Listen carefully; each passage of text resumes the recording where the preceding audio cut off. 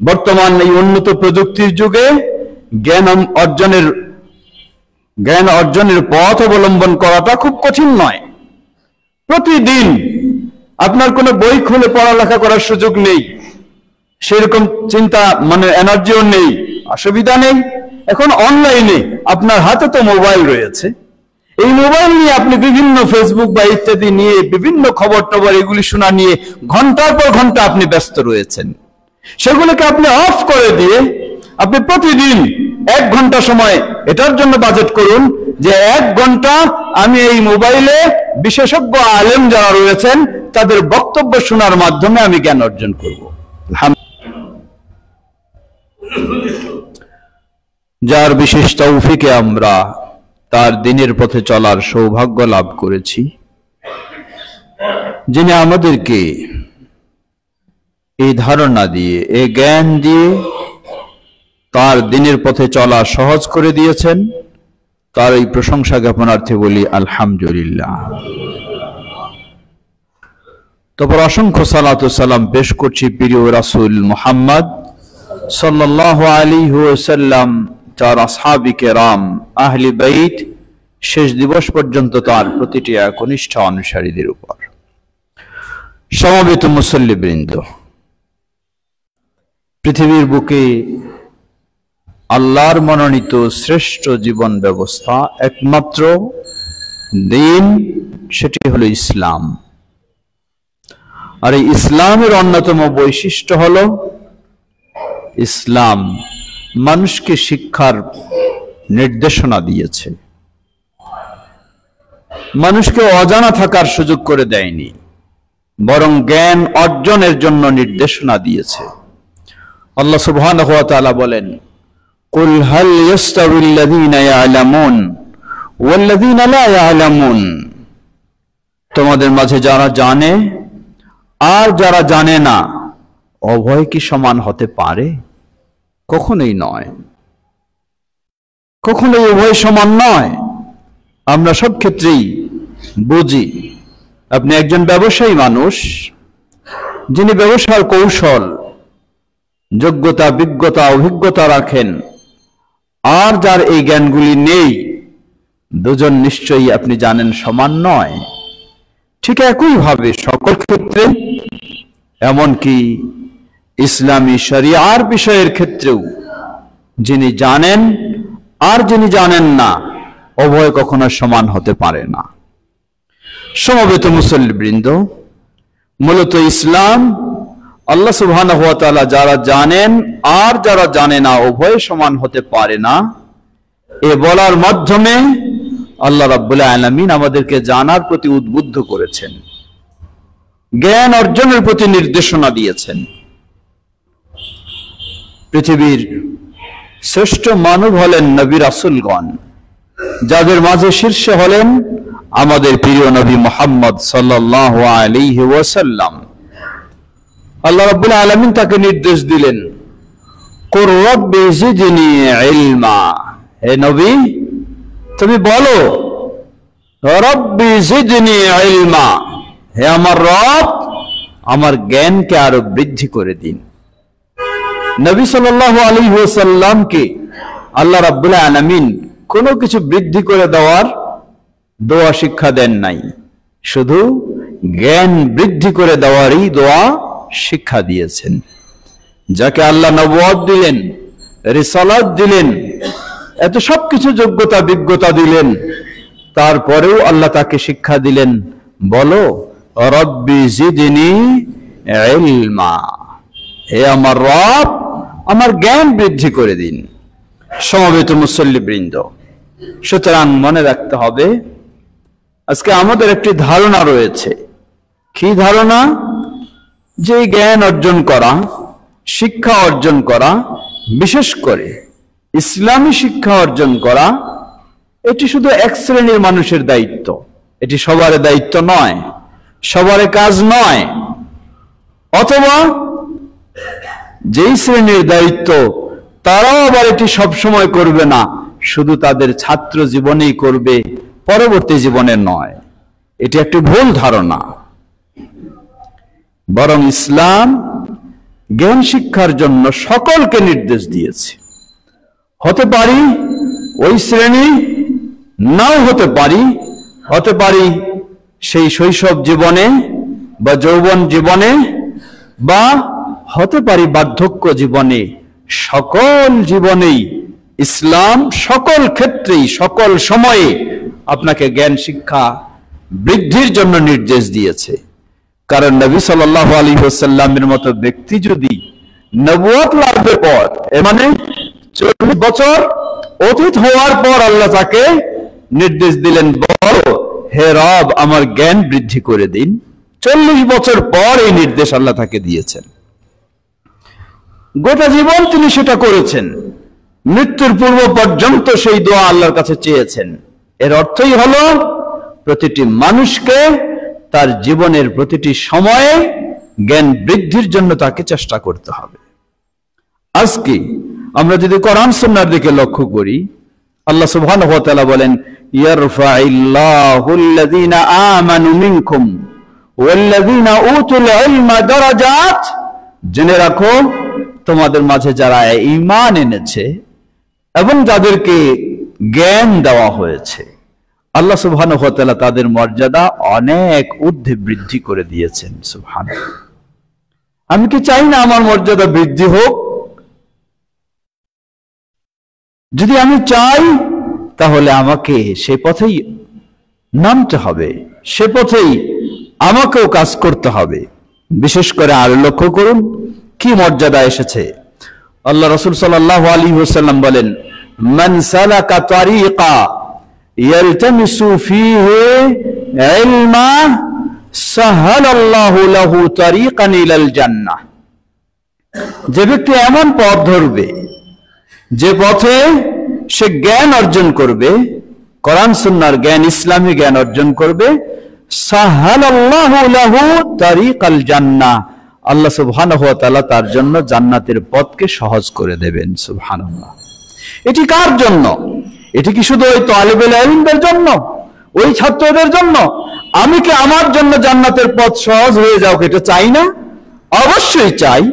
যদি আমি আমার জন্য জান্নাত সহজ হোক এটি চাই, তাহলে এই হাদিস এটি আমার জন্য, এই নির্দেশ আমার জন্য, এই কাজ আমার জন্য। হয়তো আপনি বলতে পারেন, আমি একজন বড় মানুষ, আমার কর্মব্যস্ততা অনেক, আমার জনবল, ব্যবসা বাণিজ্য অনেক কিছু, অথবা আমার অফিস করতে হয়, আমার সংসার দেখতে হয়, এখন আমার সেই জ্ঞান অর্জনের সময় কই, সুযোগ কই? জবাব, আল্লাহ রাসূল সাল্লাল্লাহু আলাইহি ওয়াসাল্লাম যে হাদিসে বললেন যে জ্ঞান অর্জনের পথ অবলম্বন করবে, আল্লাহ তার জন্য জান্নাতের পথকে সহজ করে দেবেন। এখানে আল্লাহ রাসূল সাল্লাল্লাহু আলাইহি ওয়াসাল্লাম বলেননি আপনার ব্যবসা বাদ দিয়ে, আপনার চাকরি বাদ দিয়ে, আপনার সংসার বাদ দিয়ে শুধু জ্ঞান অর্জনই আপনাকে ব্যস্ত থাকতে হবে, আর কোনো কিছু কাজ করা যাবে না। এটি কখনোই তো রাসূলুল্লাহ সাল্লাল্লাহু আলাইহি ওয়াসাল্লাম বলেননি। আপনার ব্যবসা চলতে থাকবে, আপনার পরিবার চলতে থাকবে, আপনার অফিস চলতে থাকবে, তার মাঝেও আপনি জ্ঞান অর্জনের জন্য একটি পথ বেছে নেবেন। হতে পারে আপনি প্রতিদিন, বেশি নয়, আধা ঘন্টা কোরআন সুন্নাহর জ্ঞান অর্জন করবেন। প্রতিদিন আপনি নিয়মিত আধা ঘন্টা কোরআন সুন্নাহর জ্ঞান অর্জন করবেন, এমন একটা আপনি রুটিন তৈরি করে নেন। যতদিন আপনি বেঁচে আছেন আপনার এটা চলতেই আছে। সুবহানাল্লাহ। আপনি যেন সেই পথ অবলম্বন করলেন যে পথের মাধ্যমে আপনার জান্নাত এর পথ আল্লাহ সুবহানাহু ওয়া তাআলা সহজ করে দেবেন। সুতরাং বিষয়টিকে মনে করার সুযোগ নেই যে এটি শুধু এক শ্রেণীর জন্য, এবং মনে করার সুযোগ নেই যে এটি আমার মতো ব্যস্ত মানুষের পক্ষে সম্ভব নয়। দ্বিতীয় আসুন, আপনি জ্ঞান অর্জনের পথ কিভাবে অবলম্বন করবেন? আলহামদুলিল্লাহ, আপনার জন্য সহজ পথ। প্রতিটি পর্দাওয়ালের মা বোনেরা যারা রয়েছেন, আপনাদেরকেও সে বিষয়টি স্মরণ করে দিতে চাই। আপনি একজন ভাবছেন, আমি একজন গৃহিণী, কিভাবে আমি যাব, কিভাবে আমি মাদ্রাসায় যাব, বা কিভাবে কলেজ ইউনিভার্সিটিতে যাব, বা কিভাবে আমি বিভিন্ন সভা সেমিনারে যাব, গিয়ে আমি জ্ঞান অর্জন করব। না, বিষয়টি আপনার জন্য অনেক সহজ। আপনি ঘরে বসে আছেন, আপনি মোবাইল নিয়ে বিভিন্ন কিছু ঘন্টার পর ঘন্টা আপনি দেখছেন, সেগুলির পেছনে সময় নষ্ট করছেন। শুধু সময় নয়, সেগুলির পিছনে আপনার ঈমানও নষ্ট করছেন। শুধু সময় নয়, সেগুলির পিছনে আপনার আদর্শ স্বভাবটাকেও নষ্ট করছেন।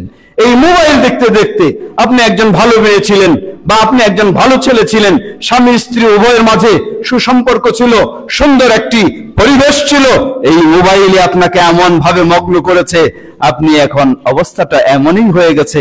গত কয়েকদিনেই এক বোন প্রশ্ন করলেন যে আমি পারছি না, আমার করণীয় কি? কি করণীয়?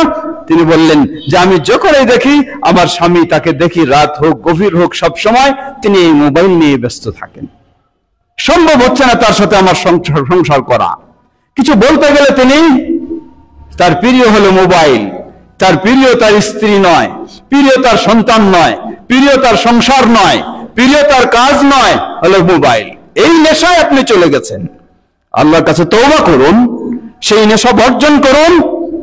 আপনি প্রতিদিন ওই মোবাইল নেবেন ঠিকই, কিন্তু সেই মোবাইলে আপনি আল্লাহর কাছে প্রতিজ্ঞা করুন, আমি অন্য কিছু দেখব না, অন্য কিছু শুনবো না। প্রতিদিন কমপক্ষে গভীর জ্ঞান নাও হোক, আপনি প্রতিদিন আধা ঘন্টা এই মোবাইল থেকে আপনি কোরআন তেলাওয়াত শুনবেন। এই মোবাইল থেকে আপনি প্রতিদিন আধা ঘন্টা কোরআন তেলাওয়াত শুনুন, দেখবেন যে অবশ্যই না বুঝলেও তেলাওয়াতও যদি শুধু শুনেন, এটার মাধ্যমে হতে পারে আল্লাহ সুবহানাহু ওয়া তাআলা আপনাকে ইবলিসের খপ্পর থেকে রক্ষা করবেন, আপনাকে আল্লাহ সুবহানাহু ওয়া তাআলা অশ্লীলতা থেকে রক্ষা করবেন, আল্লাহ সুবহানাহু ওয়া তাআলা আপনাকে ঈমানের পথে আরো অগ্রসর হওয়া আপনার জন্য সহজ করে দিবেন। সুতরাং এই অনলাইনের যুগে, এই উন্নত প্রযুক্তির যুগে, ওই হাদিস, যেই হাদিসে আল্লাহ রাসূল সাল্লাল্লাহু আলাইহি ওয়াসাল্লাম বললেন, যে ব্যক্তি জ্ঞান অর্জনের পথ অবলম্বন করবে, আল্লাহ সুবহানাহু ওয়া তাআলা তার জন্য জান্নাতকে সহজ করে দেবেন, জান্নাতের পথকে সহজ করে দিবেন। এটি এই যুগেও আপনার জন্য কঠিন নয়, বরং অতি সহজ। আপনি আপনার ঘরে বসে, আপনার অফিসে বসে আপনি সময় পেয়েছেন, বেশি ব্যস্ততা নেই, আপনি আধা ঘন্টা সময় এটুকুতে কাজে লাগান। একদিকে আপনি যদি নিয়মিত এটি কন্টিনিউ করতে পারেন এবং আপনি আপনার ভিতরে এই ইচ্ছা পোষণ করেন যে আমি এর মাধ্যমে দিন শিখবো, এর মাধ্যমে দিন জানবো, এর মাধ্যমে আমার ঈমানকে সুন্দর করে নেওয়ার চেষ্টা করব, এর মাধ্যমে আমি আল্লাহর সাথে আমার সম্পর্ককে আরো গভীর করে নেওয়ার চেষ্টা করব, কোনো সন্দেহ নেই রাসূল সাল্লাল্লাহু আলাইহি ওয়াসাল্লামের সেই সুসংবাদ আপনি লাভ করবেন। আল্লাহ সুবহানাহু ওয়া তাআলা আপনার জন্য এই কারণে জান্নাতকে সহজ করে দেবেন ইনশাআল্লাহ। সমবেত মুসল্লিবৃন্দ, লক্ষ্য করুন আরেকটি হাদিস আমরা অনেক সময় বলে থাকি, যে হাদিসও সহিহ। আল্লাহ রাসূল সাল্লাল্লাহু আলাইহি ওয়াসাল্লাম বলেন, যারা জ্ঞান অর্জন করে তাদের যে মর্যাদা, কি মর্যাদা? আল্লাহ রাসূল সাল্লাল্লাহু আলাইহি ওয়াসাল্লাম বলেন যে আল্লাহ রাব্বুল আলামিনের বিশেষ ফেরেশতাগণ, ইন্নাল মালাইকা লাতাদউ আজনিহাতাহা রিদান লিতালিবিল ইলম, যে ব্যক্তি জ্ঞান অর্জনে মগ্ন, জ্ঞান অর্জনে তার সময় দিচ্ছে, কোরআন সুন্নাহর জ্ঞান অর্জনে, তাদের সন্তুষ্টির জন্য আল্লাহ সুবহানাহু ওয়া তাআলার বিশেষ ফেরেশতাগণ তাদের ডানা বিছিয়ে দেন। সুবহানাল্লাহ। এই মর্যাদা কার জন্য? এটা শুধু ওই হেফজখানায় যারা হাফেজ পড়বে, কোরআন পড়তেছে, শুধু তাদের জন্য?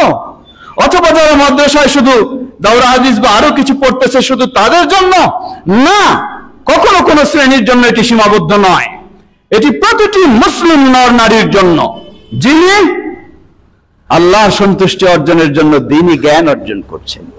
হতে পারেন আপনিও সেই ব্যক্তি, যত ব্যস্তই হন না কেন, ব্যস্ততার মধ্য দিয়েও আপনি যখন 1 ঘন্টা সময় বের করে নেবেন, আল্লাহ আমাকে প্রতিদিন 24 ঘন্টা সময় দিয়েছেন, এই 24 ঘন্টা সময় আমি বিশ্রাম নিতে পারি, এই 24 ঘন্টা সময় আমি শরীরটাকে ঠিক রাখার জন্য পার্কে হাঁটাহাঁটি করতে পারি, এই 24 ঘন্টা সময় আমি অফিস করি, এই 24 ঘন্টা সময় আমি কিছু বাইরে ঘোরাফেরা করি, বিভিন্ন জনের সাথে চা স্টলে বসে কথা বলি, সময় নষ্ট করি, সময় পার হয় না, তবু বিভিন্নভাবে সময়টাকে আমি নষ্ট করার, বিভিন্নভাবে সময়টাকে আমি অতিবাহিত করার চেষ্টা করি। আল্লাহু আকবার। আল্লাহকে ভয় করুন, আল্লাহর প্রতি বিশ্বাসী হন। আপনি যদি ওই সময় নষ্ট না করে আপনার এই মূল্যবান সময়টাকে 1 ঘন্টা বাজেট করেন, 1 ঘন্টা ব্যয় করেন, প্রতিদিন নির্ভরযোগ্য গ্রহণযোগ্য আলেমদের বক্তব্য শোনার মাধ্যমে আপনি এই সময়টাকে পার করবেন, তাহলে একদিকে জান্নাতের পথকে আপনি সহজ করে নিলেন, দ্বিতীয় দিক আল্লাহ সুবহানাহু ওয়া তাআলার বিশেষ ফেরেশতাগণ আপনার সম্মানার্থে তাদের ডানাকে বিছিয়ে দেবেন। সুবহানাল্লাহ, সুবহানাল্লাহ।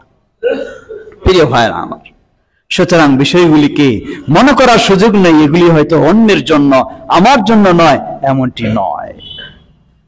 আল্লাহ রাসূল সাল্লাল্লাহু আলাইহি ওয়াসাল্লাম তিনি বলেন, মান ইউরিদিল্লাহু বিহি খায়রা ইফাক্কিহু ফিদ্দীন। আল্লাহ সুবহানাহু ওয়া তাআলা যার জন্য কল্যাণ কামনা করেন, আল্লাহ তাকে দিনের গভীর জ্ঞান অর্জনের সুযোগ করে দেন। এটি একটি বিরাট সুযোগ। সেই সুযোগ হয়তো সকলের নাও হতে পারে, সকলকে নির্দেশও ইসলাম দেয়নি যে সবাইকে বিশেষজ্ঞ হতে হবে, এটি ইসলাম নির্দেশ দেয়নি। কিন্তু সবাই তার জীবন চলার জন্য মৌলিক বিষয়গুলি, হালাল হারাম, ঈমান আকীদার মৌলিক বিষয়গুলি জানা, এটি প্রতিটি মানুষের জন্য ফরজ। আজকে বছরের পর বছর আপনার দিন চলে যাচ্ছে, বছরের পর বছর দিন চলে যাচ্ছে। 2024 সাল কয়েকদিন আগেই মাত্র শুরু হলো, এখন এই 2024 সাল আমরা বিদায় জানাচ্ছি। আপনি কি একটু ভেবেছেন 2024 সাল দিয়ে আপনার জীবনের কতটি বছর অতীত হয়ে গেল? কতটি বছর অতীত হয়ে গেল। যে আল্লাহ আপনাকে মেধা শক্তি দিয়েছেন, যে আল্লাহ আপনাকে দর্শন শক্তি দিয়েছেন, যে আল্লাহ আপনাকে শ্রবণ শক্তি দিয়েছেন, যে আল্লাহ আপনাকে বোধ শক্তি দিয়েছেন, সেই মেধা নিয়ে, বোধ শক্তি নিয়ে আপনি বহু কিছু করতে পারেন। কিন্তু আপনি কি আজও আল্লাহর কোরআন তেলাওয়াত করতে পারেন? না, পারেন না। একটু নিজেকে প্রশ্ন করে দেখুন। বছরের পর বছর আপনার অতীত হয়ে যাচ্ছে, সব আপনি পারেন, সব আপনি বুঝেন, কিন্তু আজও কি আল্লাহর কিতাব আপনি তেলাওয়াত করা শিখেছেন? সেটিকে আজও পারেন? সারা জীবন আপনি চালালেন না, আমি তো পারি না, আমি তো পারি না, আমি তো পারি না। কিভাবে আপনি আল্লাহর কাছে জবাব দেবেন? যে আল্লাহর যোগ্যতা পেয়ে, যে আল্লাহর নিয়ামত পেয়ে আপনি এত কিছু করতে পারেন, এত দিকে অগ্রসর হতে পারেন, আর আল্লাহর কিতাব আপনি তেলাওয়াত শুধু শিখবেন, এতটুকু আপনার পক্ষে সম্ভব হয় না, তাহলে আল্লাহর কাছে আপনি কি জবাব দেবেন? 2025 সালকে টার্গেট নিন, কর্মসূচি হাতে নিন, বিলম্বের আর সুযোগ নেই। হতে পারে আর আপনি সুযোগ পাবেন না, জয় দিনেই আপনি সুযোগ পান। আপনি চেষ্টা করুন আল্লাহর কিতাব কমপক্ষে তেলাওয়াত শিখবেন। গভীর জ্ঞান আপনার পক্ষে সম্ভব না, অসুবিধা নাই, সেটি সবাইকে নির্দেশ দেওয়া হয়নি। কিন্তু তেলাওয়াত আপনি পারবেন না, এটি তো অসম্ভব বিষয়, অবাস্তব বিষয়। কেন পারবেন না? আপনার মতো মানুষ অনেক কিছু পারে, তাহলে এটাও আপনি পারবেন। হয়তো বলবেন, আমার তো অনেক বয়স হয়ে গেছে, এই বয়সে আমি কিভাবে পারি, কিভাবে সম্ভব? জবাব, শুধু ছোট বয়সেই শিখার নিয়ম এমনটি নয়। ইমাম বুখারী রাহিমাহুল্লাহ বলছেন, ওয়া কানা আসহাবুন নবী সাল্লাল্লাহু আলাইহি ওয়াসাল্লাম তাআল্লামু ফি কিবারি সিন্নিহিম। রাসূল সাল্লাল্লাহু আলাইহি ওয়াসাল্লামের যারা সাহাবী ছিলেন, সবাই তার জীবদ্দশায় ছোট বয়সে ইসলাম গ্রহণ করেননি। কেউ 10 বছর বয়সে ইসলাম গ্রহণ করেছেন, কেউ 50 বছর বয়সে ইসলাম গ্রহণ করেছেন, কেউ 60-70 বছর বয়সে ইসলাম গ্রহণ করেছেন, এমনকি কেউ 100 বছর পার হয়ে গেছে এই বয়সে ইসলাম গ্রহণ করেছেন। কিন্তু কেউ বলেননি আমি এই বয়সে কিভাবে কোরআন শিখব। ইমাম বুখারী রাহিমাহুল্লাহ বলছেন, ওয়া কানা আসহাবুন নবী সাল্লাল্লাহু আলাইহি ওয়াসাল্লাম তাআল্লামু ফি কিবারি সিন্নিহিম। রাসূল সাল্লাল্লাহু আলাইহি ওয়াসাল্লামের অধিকাংশ সাহাবী তারা দ্বীন শিখেছে, কোরআন শিখেছে, ঈমান শিখেছে, ইসলাম শিখেছে তাদের অনেক বয়স হওয়ার পর। কারণ যখনই ইসলাম গ্রহণ করেছে তখনই তিনি সেদিকে ধাবিত হয়েছেন। সুতরাং আপনার পক্ষে এই বয়সে অসম্ভব কিছুই নয়, সম্ভব। আপনি অনেক কিছু পারেন। নতুন নতুন যদি আপনাকে ফর্মুলা দেওয়া হয়, নতুন যদি আপনাকে পদ্ধতি দেওয়া হয়, এই পদ্ধতিতে অগ্রসর হলে এই উন্নত বিশ্বে আপনি আরো অগ্রসর হবেন, আরো ডেভেলপ করবেন, আরো অর্থনীতিতে উন্নতি হবেন, উন্নতি লাভ করবেন, আপনি তো আপনার মতো ওই ব্যক্তি তো সেখানে খুব আগ্রহের সাথে দৌড়াতে পারেন। সেখানে যদি আপনার মতো ব্যক্তি আগ্রহের সাথে দৌড়াতে পারেন, তাহলে যেই আল্লাহ সুবহানাহু ওয়া তাআলা আপনাকে সৃষ্টি করেছেন, আপনার জন্য জান্নাত প্রস্তুত করে রেখেছেন, আপনার জন্য সম্মান মর্যাদার আসন প্রস্তুত করে রেখেছেন, ওই আল্লাহর ওই সম্মান মর্যাদার আসন আপনি কেন গ্রহণ করবেন না? আল্লাহ রাসূল সাল্লাল্লাহু আলাইহি ওয়াসাল্লাম বলেন, কিয়ামতের কঠিন বিভীষিকাময় দিনে আপনার সামনে এই কোরআন মাজিদ নিয়ে আসা হবে, নিয়ে এসে বলা হবে, কোরআন খুলে দিয়ে বলা হবে, ইকরা ওয়ারতাকি ওয়ারাত্তিল কামা কুনতা তুরাত্তিল ফিদ দুনিয়া। আল্লাহ সুবহানাহু ওয়া তাআলার পক্ষ থেকে কিয়ামতের দিন আপনাকে বলা হবে, আপনার সামনে কোরআন খুলে দিয়ে বলা হবে, পড়ো, ইকরা ওয়ারতাকি, পড়ো আর তুমি তোমার ঊর্ধ্বে সম্মানের মর্যাদার আসন তুমি গ্রহণ করো। সুবহানাল্লাহ। কেমন? কামা কুনতা তুরাত্তিল ফিদ দুনিয়া, দুনিয়াতে যেমন তুমি কোরআন তেলাওয়াত করতে, ওই ধরনের এখন তুমি কোরআন তেলাওয়াত করো। যেই আয়াত পর্যন্ত তুমি পৌঁছতে পারবে, সেই আয়াতের সমমর্যাদা উচ্চ আসন তোমার জন্য নির্ধারণ হবে। সুবহানাল্লাহ। তাহলে এই মর্যাদা আপনি কিভাবে হারিয়ে ফেলছেন, কিভাবে আপনি ছেড়ে দিচ্ছেন? আপনি চেষ্টা করুন। দৃঢ় বিশ্বাস করি আল্লাহ আপনাকে বহু যোগ্যতা দিয়েছে। আপনি চেষ্টা করলে এখানে কখনো বিফল হবেন না। অবশ্যই আপনি পারবেন, অবশ্যই পারবেন। লক্ষ্য করুন ইসলাম কিভাবে উদ্বুদ্ধ করেছে। নবী সাল্লাল্লাহু আলাইহি ওয়াসাল্লাম বলেন, আল মাহিরু ফিল কুরআনি মা আল কিরামিল বারারা। আল মাহিরু ফিল কুরআন, যে কোরআনে দক্ষ, কোরআনে বিজ্ঞ, কোরআন বুঝে, কোরআন পড়তে পারে, খুব অভিজ্ঞ। আল্লাহ রাসূল সাল্লাল্লাহু আলাইহি ওয়াসাল্লাম বললেন, এই ব্যক্তিদের মর্যাদা হলো কিয়ামতের কঠিন দিনে সেই আল্লাহর সম্মানিত ফেরেশতাদের সাথে হবে তাদের অবস্থান। সুবহানাল্লাহ। এরপরে বললেন, তবে যেই ব্যক্তি কোরআন খুব ভালো পড়তে পারে না, খুব বিজ্ঞ নয়, খুব যোগ্য নয়, ওই ব্যক্তিও যখন কোরআন পড়ার চেষ্টা করবে, ওহু আলাইহি শাক্কুন, কিন্তু তার জন্য খুব কঠিন হচ্ছে। অনারবি মানুষ, আরবি নন, বাঙালি মানুষ, আরবি শব্দ উচ্চারণ করতে পারছেন না, থেমে যাচ্ছেন, কিন্তু এরপরেও চেষ্টা করছেন। আল্লাহ রাসূল সাল্লাল্লাহু আলাইহি ওয়াসাল্লাম বললেন, থেমে যাচ্ছে এরপরেও চেষ্টা করছে, ফালাহু আজরানি, তাকে আল্লাহ দ্বিগুণ সওয়াব দান করবেন। সুবহানাল্লাহ। নিরুৎসাহিত হওয়ার কিছুই নেই। সবাই সমান পারবে এমন নয়, কিন্তু আপনি চেষ্টা করবেন। আপনি থেমে যাবেন, তারপর আপনি চেষ্টা করবেন, আল্লাহ আপনাকে বঞ্চিত করবেন না, আল্লাহ আরো আপনাকে দ্বিগুণ সওয়াব দান করবেন। যে আপনি থেমে গিয়েও পারছেন না, তবুও আপনি চেষ্টা করছেন, কিন্তু যদি বলে ফেলেন আমি তো পারবো না, বন্ধ করে রেখে দেন, তাহলে তো আপনার কাছ থেকে আল্লাহ সুবহানাহু ওয়া তাআলাও সেই ধরনের আপনাকে ফলাফল দেবেন, আপনাকেও আল্লাহ রাব্বুল আলামিন সেই মর্যাদা দেবেন না। সুতরাং কারো পক্ষে না শব্দ বের হওয়ার সুযোগ নেই, চেষ্টা করতেই হবে। করলে আপনি অবশ্যই পারবেন। আর বেশি বেশি আল্লাহর কাছে বলবেন, রব্বি জিদনি ইলমা। বেশি বেশি আল্লাহর কাছে বলুন। আল্লাহ শিক্ষা দিয়েছেন এই দোয়া, আল্লাহর কাছে বলুন, হে আল্লাহ, আপনি এই দোয়া শিক্ষা দিয়েছেন, আমি সেই দোয়া দিয়ে চাচ্ছি, আমাকে তৌফিক দিন। আল্লাহ অবশ্যই আপনাকে তৌফিক দেবেন ইনশাআল্লাহ। প্রিয় ভাইরা আমার, সুতরাং আসুন, জীবন তো অনেকটা চলে গেছে, পারিনি তেমন অগ্রসর হতে, চেষ্টা করি আমরা অগ্রসর হতে। অবশ্যই আল্লাহ আমাদেরকে সফলতা দেবেন। আমরা প্রতিজ্ঞা গ্রহণ করি, আল্লাহ ইনশাআল্লাহ তৌফিক দেবেন। যদি কমপক্ষে সফলতায় নাও পৌঁছতে পারেন, আপনি চেষ্টা করে যাচ্ছেন, এই অবস্থায় যদি আল্লাহর ডাকে সাড়া দেন, আল্লাহর কাছে কমপক্ষে বলতে পারবেন যে আল্লাহ আমি চেষ্টা করেছি। কিন্তু চেষ্টাও যদি বাদ দেন, তাহলে আল্লাহর কাছে তো বলার কিছুই সুযোগ নেই। আল্লাহ আমাদের দিন জানার, দিন শেখার, দিন মানার আল্লাহ আমাদের তৌফিক দান করুন। ওয়া আখিরু দাওয়ানা আলহামদুলিল্লাহি রাব্বিল আলামিন ওয়া সাল্লাল্লাহু তাআলা আলা নবিয়িনা মুহাম্মদ।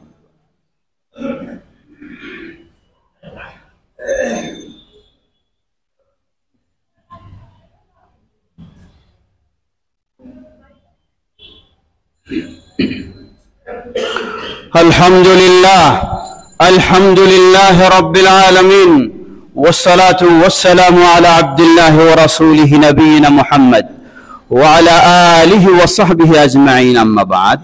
সমবেত মুসল্লিবৃন্দ, তৌফিক দেওয়ার মালিক আল্লাহ সুবহানাহু ওয়া তাআলা, কিন্তু আমার দায়িত্ব হলো আমাকে চেষ্টা করে যেতে হবে, তাহলে আল্লাহ রাব্বুল আলামিন সফলতা আমাকে অবশ্যই দেবেন। আপনি আজকে যেই 1 ঘন্টাও যদি আপনি সময় বাজেট করেন, যতটুকু কোরআন সুন্নাহর জ্ঞান অর্জন করবেন, এটি এমন একটি বিষয় যা আপনার জীবদ্দশায় শুধু কাজে লাগবে না, এটি আপনার মৃত্যুর পরেও কাজে লাগবে। আল্লাহ রাসূল সাল্লাল্লাহু আলাইহি ওয়াসাল্লাম বলেন, ইযা মাতাল ইনসান ইনকাতা আনহু আমালুহু ইল্লা মিন সালাসাতিন সাদকাতিন জারিয়াতিন আও ইলমিন ইউনতাফা বিহি আও ওয়ালাদিন সালিহিন ইয়াদউ লাহু। যখন কোনো মানুষ বিদায় নেয় তার সব আমলের পথগুলি বন্ধ হয়ে যায়। এই হাদিসে বলা হয়েছে তবে তিনটি বাকি থাকে। তিনটি কি? যদি জীবদ্দশায় সদকায়ে জারিয়া করে যান সেটি, অথবা আও ইলমিন ইউনতাফা বিহি, এমন আপনি কোরআন সুন্নাহর জ্ঞান অর্জন করেছেন যে জ্ঞান দিয়ে আরো মানুষকে আপনি উপকৃত করেছেন, নিজে উপকৃত হয়েছেন, কমপক্ষে বাইরে না পারলেও আপনার পরিবারের সদস্যদেরকে আপনি দ্বীন শিক্ষা দিয়ে উপকৃত করেছেন, যার ফলে আপনি বিদায় নিয়ে চলে গেলেও মৃত্যুর পরে যারা আপনার কাছ থেকে কোরআন সুন্নাহর দ্বীন শিক্ষা পেয়েছে, এ থেকে উপকৃত হয়েছে, তাদের সমান সওয়াব আপনি মৃত্যুর পরেও কবরে বসে পেতে থাকবেন। সুতরাং আসুন চেষ্টা করি। লক্ষ্য করুন, একজন আলেমের মর্যাদা আর একজন আবেদের মর্যাদা কত বিশাল। সময় শেষ, সেদিকে দীর্ঘ কথা বলার সুযোগ নেই। সহিহুল বুখারীতে একটি দীর্ঘ হাদিস এসেছে।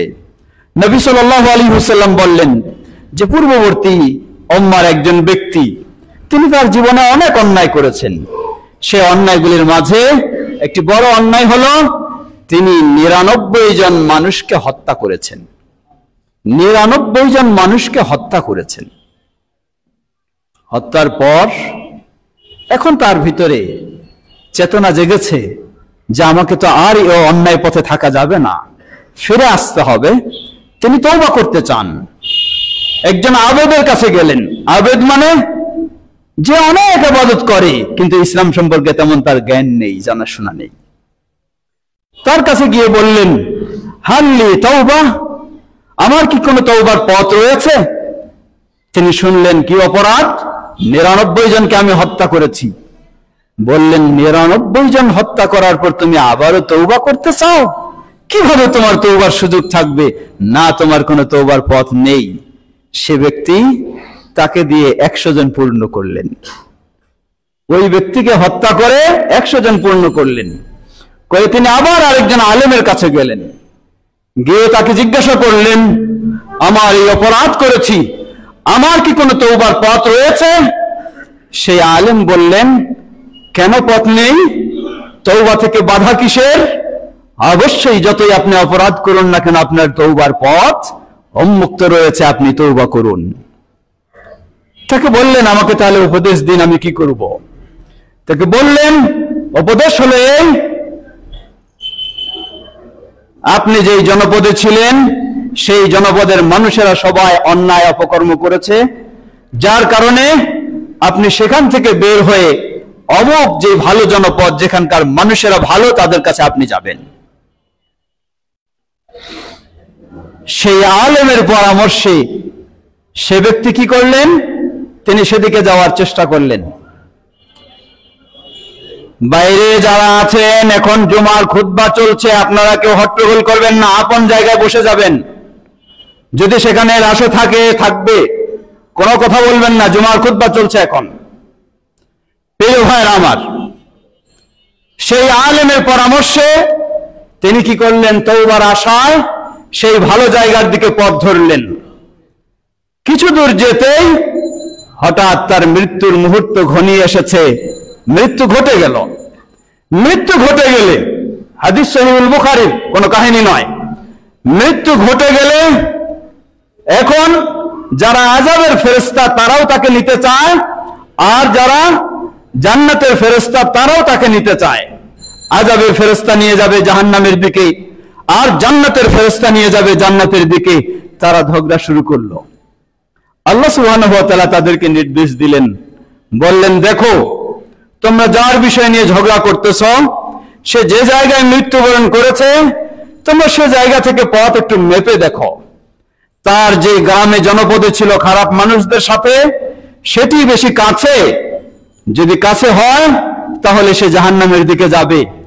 আর যেই ভালো মানুষদের কাছে সে প্রত্যাবর্তন করছিল, যাওয়ার চেষ্টা করছিল, সেটি যদি কাছে হয় তাহলে তার স্থান জান্নাতে হবে। তারা মাপ করে দেখলে সেই ভালো মানুষদের জনপদ, সেই এরিয়াটা, সেই জায়গাটাই বেশি কাছে পাওয়ার কারণে তাকে জান্নাতে নেওয়া হলো। সুবহানাল্লাহ, সুবহানাল্লাহ। অপেক্ষার আর সুযোগ নেই, বহুদিন চলে গেছে আপনার। ভালো পথ বেছে নিন, হতে পারে আল্লাহ সুবহানাহু ওয়া তাআলা আপনাকে ভালোর দিকে কবুল করে আপনি জান্নাতি হয়ে যাবেন ইনশাআল্লাহ। আমরা যেন সেভাবেই দিন শিক্ষা নিয়ে দিন শিক্ষা দিন চর্চার পথে অগ্রসর হতে পারি। আল্লাহ আমাদের সকলকে সে তৌফিক দান করুন। সমবেত মুসল্লিবৃন্দ, স্মরণ করে দিতে চাই, আপনার পরিবারে অনেক কিছু শিক্ষার ব্যবস্থা রেখেছেন আপনি। বলবেন কি অনেক শিক্ষার ব্যবস্থা? দেখবেন যতক্ষণ পরিবারের সদস্যরা জেগে রয়েছে, হয় অশ্লীল গান বাজনা দেখছে, অশ্লীল গান বাজনা শুনছে, বিভিন্ন সিরিজগুলি দেখছে, দেখে তাদের ভিতরে মুনাফিকি তৈরি হচ্ছে, ঈমান ইসলাম থেকে তারা বের হয়ে যাচ্ছে। আপনি এই ব্যবস্থা যদি আপনার পরিবারে রাখতে পারেন, তাহলে কেন আপনি রাখবেন না আপনার পরিবারে, যাতে তারা দিন শিখতে পারে সেই ব্যবস্থা? আপনার জন্য ফরজ, নিজেও দিন শিখবেন, সাধ্য অনুযায়ী দিনের পথে চলবেন, পরিবারের সকল সদস্যদেরকে দিন শিখার ব্যবস্থা করে দিবেন।